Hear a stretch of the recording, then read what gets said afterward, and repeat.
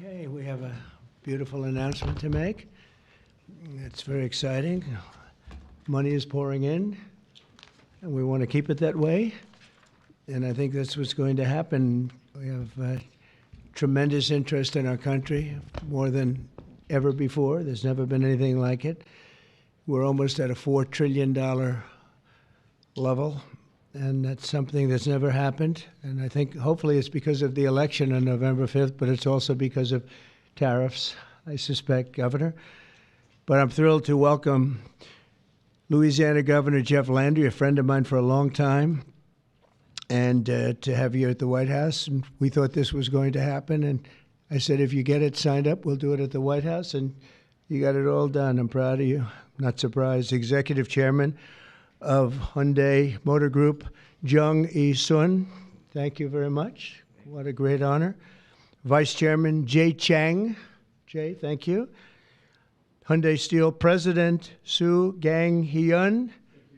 Thank you very much. President, that's big stuff. And former Ambassador Sung Kim. Thank you very much. Great honor to have all of you.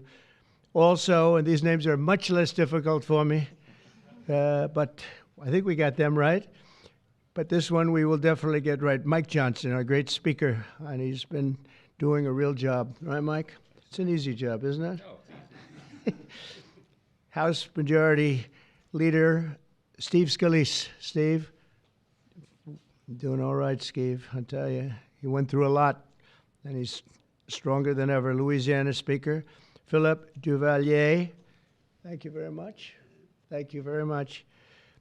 Senate President Cameron Henry, State Representative Ken Brass, State Senator Annie Lambert, and Ascension Parish President Clint Coint-Ment.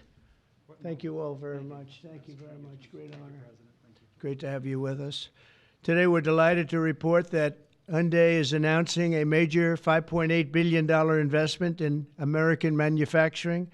In particular, Hyundai will be building a brand new steel plant in Louisiana, which will produce more than 2.7 million metric tons of steel a year, creating more than 1,400 jobs for American steelworkers. And then there'll be major expansion after that. This will be Hyundai's first ever steel mill in the United States, one of the largest companies in the world, by the way, supplying steel for its auto parts and auto plants in Alabama and Georgia, which will soon produce more than 1 million American-made cars every single year. The cars are coming into this country at levels never seen before. Get ready.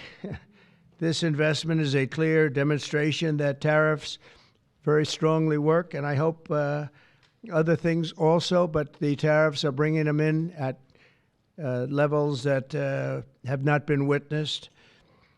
Hyundai will be producing steel in America and making its cars in America, and as a result, they'll not have to pay any tariffs. You know, there are no tariffs if you make your product in America, so it's something that's why so many people are coming. As you know, we have from Taiwan, the biggest chip manufacturer in the world, is coming in with $200 billion, and we have a lot of people coming and plants coming and companies coming that never would have been here, never would have even thought about it. The new steel plant in Louisiana is part of an even larger $21 billion investment Hyundai will be making in the United States over the next couple of years. The company will also be massively increasing its auto manufacturing in Georgia and investing billions of dollars in advanced American technology companies. And what I'd like to do is I'd like to ask the executive chairman to say a few words, and it's a great honor to have Hyundai, a truly great company. Thank you very much. Thank you very much.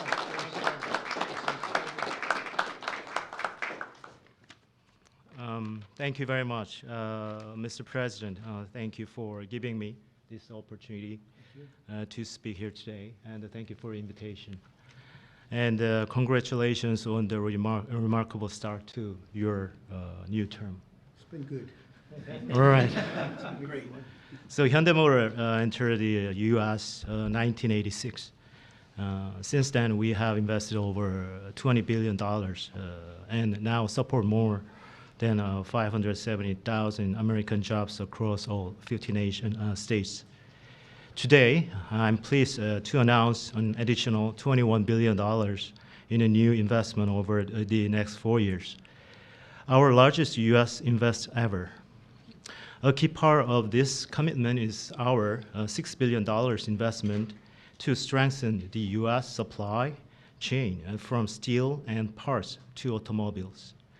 We are especially excited about Hyundai Steel's multi-billion investment in a new facility in Louisiana, which will create 1,300 American jobs and serve as the foundation for a more self-reliant and secure automotive supply chain in the U.S. To mark this milestone, we are honored to visit President Trump alongside Governor Landry and Speaker Johnson and Leader Scalise, deepening our partnership with the United States and reinforcing our shared vision for American industrial leadership. And this week, we are also proud to open our new $8 billion auto plant in Georgia. With this, our U.S. vehicle production will exceed 1 million units per year, as President mentioned. Our decision to invest in Savannah, Georgia, creating more than 8,500 American jobs, was initiated during my meeting with President Trump in Seoul in 2019. That's right. Yeah, and after that, 2020 in Davos, I mentioned about the new plant. So American Jobs was initiated during at the time. Now, as we proudly mark the completion of this transformative project, coincides with the beginning of President Trump's second term, making this moment even more special. Thank you. Yeah. Furthermore, HMG will purchase $3 billion worth of U.S. LNG to support America's energy industry and enhance our energy security. All of these efforts will accelerate the localization of our supply chain in the U.S., expand our operations, and grow our American workforce. With your leadership, Mr. President, Hyundai Motor Group is proud to be a stronger partner in America's industrial future. I'd like to personally invite you to visit one of our state-of-the-art manufacturing facility and see firsthand our commitment to the United States and our American workers. Right. So thank you to our American partners and employees and communities. We are really proud to stand with you and proud to build the future together. Thank you. Well, thank you very much. I thought maybe we have our great speaker, and we have two very good friends, Mike and Steve, and you come from a certain state that we're talking about right now that we love, and I've done very well there. I've always won by a lot. I love that state, so I was happy to hear about it. That's why I said, come on over. But Mike, would you and Steve like to say a few words, please? Sure. Thank you, Mr. President. We're excited. It was mentioned earlier what a great start we've had to your second term, and we're just getting started. Everyone should know that. There'll be more of this because it's the policies that are bringing about the great growth, and it's about leadership. And we have a strong new leader back in the White House, and it makes a big difference because everybody around the world is seeing that, and everyone around the country is applauding it. We were on district work period last week, and Steve Scalise and I and our colleagues were traveling around the country doing campaign events, raising money, doing all the things that are necessary to ensure that we keep the House majority for the Republican Party. And I'll just tell you, I was in multiple states over the last week, and everywhere I went, Mr. President, people are excited. There's this great sense of relief, almost euphoria out there, because they know that America's back. This is the America First agenda. We're so grateful for these great friends with Hyundai to invest in Louisiana. We have extraordinary leadership on the state level, and leadership makes a big difference. We're so grateful to be a part of this. We want to tell you all this is a great investment in Louisiana and in America. More to come. Thank you so much. Steve? Well, thank you again, Mr. President, for opening up the White House to this great group. Governor Landry has brought the same kind of energy to the governor's mansion in Louisiana that President Trump has brought to the nation in the White House. You know, some people marvel at President Trump's stamina. Over the weekend, both Saturday and Sunday, we spoke by phone on some different legislative initiatives that we're working on with Speaker Johnson to continue moving the agenda forward. Those very things that President Trump ran on, he's delivering for the American people. And this announcement by Hyundai is one more example of how that agenda that President Trump ran on to make America first again is working for the American people. When you talk about 1,300 plus really good jobs in Louisiana, those are all American workers. That's billions of investment coming in from Hyundai into the United States that would not have been here without President Trump's leadership. And I think people know that, they see it. It's been a long time coming, but we applaud the work that Hyundai is doing with Governor Landry to come to our state. But for President Trump, we're seeing this all across the nation, and we're just getting started. A lot more to come, Mr. President. Thank you. Thank you very much. Do you have any questions, please? Yeah, please. The size of the investment, partly because of tariffs.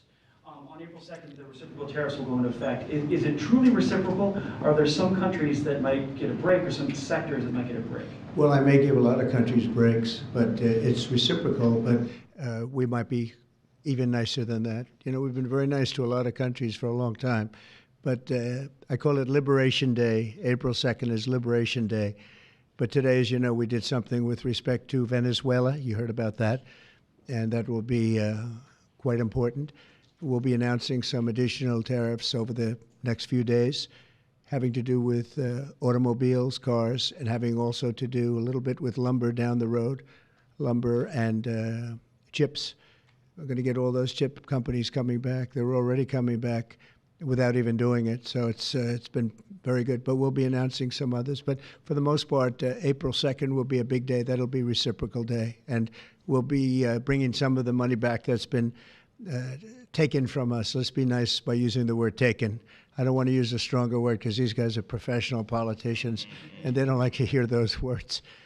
I refuse to use the word stolen from us, but that's a... Oh, it happened. Well, the European Union lowered their tariffs to 2.5%. We were only at 2.5% for cars, which is very low. And as you probably heard, that European Union lowered their number from much higher than that, many, many times higher, surprised to 2.5%. So that was good. But I don't know that I expect that. It's up to them.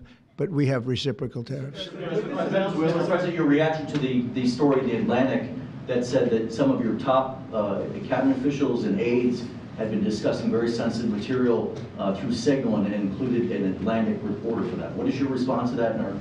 I don't know anything about it. I'm not a big fan of The Atlantic. To me, it's a magazine that's going out of business. I think it's not much of a magazine, but I know nothing about it. You're saying that they had what? They were using Signal to coordinate on sensitive materials and having to do with what? Having to do with what? What were they talking about? With the Houthis. The Houthis? You mean the attack on the Houthis? Right. Well, it couldn't have been very effective because the attack was very effective. I can tell you that. I don't know anything about it. You're telling me about it for the first time. Anybody else? This announcement on Hyundai, yes. Is this a blueprint for you for other automakers to come to the United States to do what Hyundai was doing and investing so much in Louisiana and creating these new jobs? Absolutely. That's a nice question from you. That's a shocking question, how nice it is, huh? That's okay. That's a question that's a good question, actually. Yeah, sure. Hyundai's a great company. We have other great companies coming in, and we have some that are going to be staying here and very much expanding. And we have tremendous interest in every business. I can't just say automobiles, but automobiles is a big one. And yeah, this is the beginning of a lot of things happening. We've had, as you know, Apple's announced a $500 billion investment, and other companies have announced 250, 300 billion. But we're well into the $3 and $4 trillion mark, which has never happened to our country before. What it really means is jobs. All we care about is jobs, right? We care about quality and quality of life and safety and security, but we care about jobs. And they're going to have we have a lot of people coming in. Governor Landry, if I may, Governor Landry, I would love to ask Governor Landry a question, if you don't mind. How did you convince Hyundai to come to your great state? How did you convince them to come to Louisiana? It was easy. I told him we were going to have a great president this year, right? Look, again, I think that this is Americans seeing the America First policy in action, right? It's not just promises, it's about action. And not only and I appreciate their patience, because all last year, many of these legislators, the Speaker and the Senate President, we worked on making Louisiana as friendly for business as the president is making America. We worked on public safety. We worked on education reform, which the president's been working on. We worked on tax reform, historic tax reform. And what I can tell you is to echo what the president said, in Louisiana right now, I believe before the summer's over, we'll have $50 billion worth of construction projects going on in Louisiana. That is a record, Mr. President. It has never happened under any other president, under any other administration.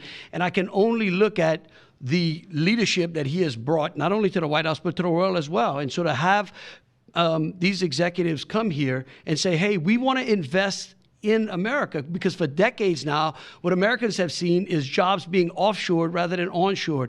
And today's announcement is exactly that. This is a message for all America that this president and their governors out there care about the American worker. Mr. President, on your Venezuela tariffs, sir, and I have to tell you that if you have any trouble getting permits, which you won't, come see me. I'll get them for you immediately. All right? But you're not going to have any trouble. You know, we had, when I first got involved in this world of politics, when I went down to Louisiana, you know, the two big LNG plants, and they were stuck for 14 years. They tried to get permits, and these were $12 billion and I think $15 billion plants. And they were working on it for 14 years in one case, I think 13 or 14 in the other. And I was able to get them in less than a week. And they were shocked. And probably some consultant got a lot of money for doing it, but nobody spoke to me about it, other than this gentleman at the time. He mentioned it, and he did. They were in very much different positions, but they wanted to see if we could break the logjam. And I got it done. In one case, I actually got it done in one day. And the other case, I didn't do as well. It took a full week. And they built, and they're up, and they're very successful now. That was a long time ago, but we got it done immediately. You'll have no trouble getting your permits, I guarantee. These people, you're dealing with the top of the line. Okay? But just in case, call me. On the Venezuela tariffs that you announced earlier today, sir, Yes. you said it's 25% for any country that does business That's right. with Venezuela. If they Is buy their oil from Venezuela, they have to pay a 25% tariff to do business with the United States. Is that on top of existing tariffs? So, for example, China buys Yes, a lot of oil. that would be on top of it existing. 45% That would tariffs mean, on China yep, next week. that's on top of existing tariffs, yes. And so also next week, April 2nd, as you said, Liberation Day.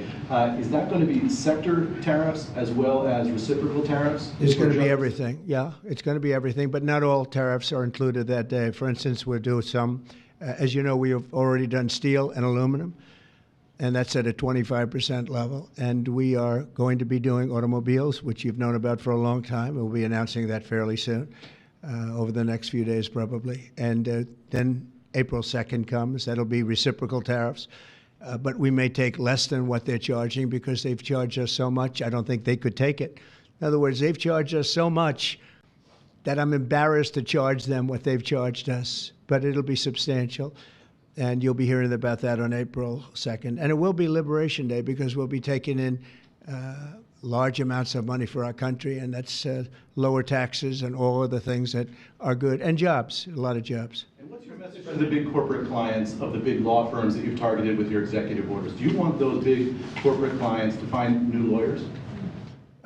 I just think that the law firms have to behave themselves, and we've proven that. We have others that want to make a settlement also. They, having to do with the election and other things, they behave very badly, very wrongly, and I appreciate the one, you know, these are the biggest firms, and they all came back realizing that they did wrong, and that's why they're doing this. So I just think they have to behave. We have to straighten out our country. We have to straighten out our elections.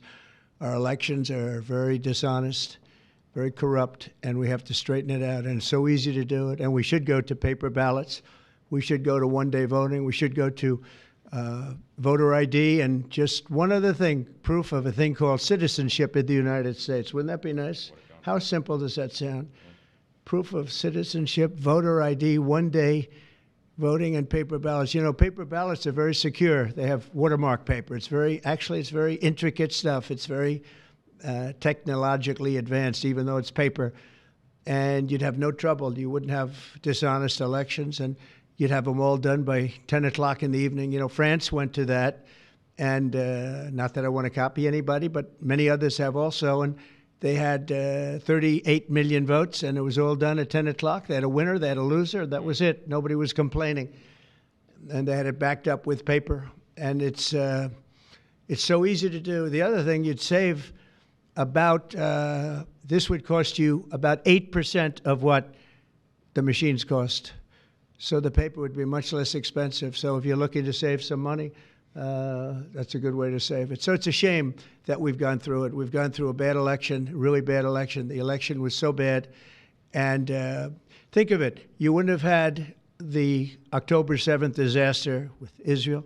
You wouldn't have had Russia and Ukraine, because that would have never happened. You wouldn't have had inflation. You wouldn't have had the type of withdrawal from Afghanistan that you witnessed, which was probably one of the primary reasons that Russia went into Ukraine. They saw that mess, how badly it was handled. They said, wow, this is a paper tiger that was handled by incompetent people. But that wouldn't have, we would have been out, but we would have kept Bagram, the big air base, which is 1 hour away from China where they make their nuclear weapons. Would have been nice to have it, but now, you know who has it now? China has it. And so an honest election, and we wouldn't have had inflation. You know, you had the record-setting inflation. We wouldn't have had inflation. I want to thank everybody for being here. I want to congratulate Hyundai, a great company, and we will do everything possible. And I will say you picked a fantastic state. You're really with tremendous people and tremendous leaders. And Speaker, I want to thank you for doing a great job. You and Steve, thank you very sir. much. Yes, Appreciate sir. it, Steve. Thank you very much. Thank you. Thank you, everybody. Thank you. Violated the Espionage Act, sir? Thank you very much, everybody. If you get a briefing on that, would you let us know, please? Thank you. Thank you. Good to see you. Yeah. No worries now.